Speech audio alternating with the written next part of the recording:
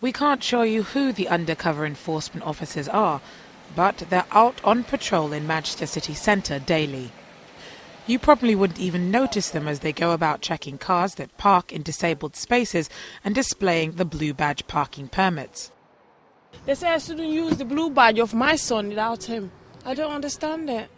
But do you admit that you've done something wrong? Yeah, because now he told me that I shouldn't use it without him. I admit that I do something wrong, yeah. Blue badges can only be used when the person to whom it was issued is transported in the vehicle.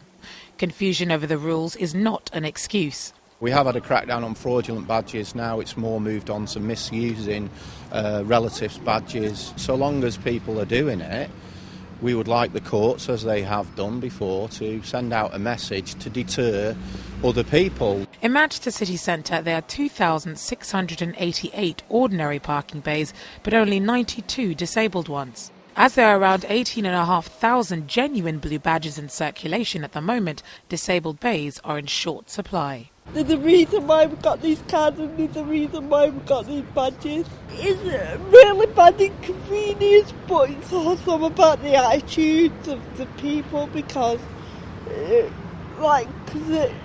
they obviously don't understand that we need them for a reason. Although disabled drivers are granted other concessions like being able to park on single and double yellow lines for limited amounts of time and use pay and display spaces for free, parking in Manchester city centre conveniently can be difficult at the best of times. So when able-bodied drivers use designated disabled parking spaces, it's the most vulnerable amongst us who suffer.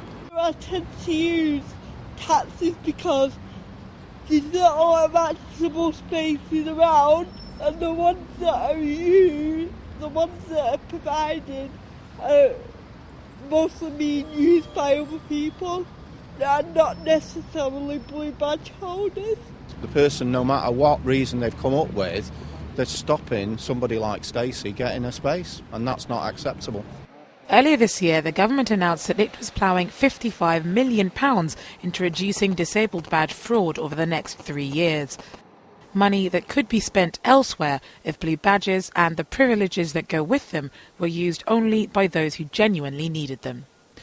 Georgia Calvin-Smith, Channel M News.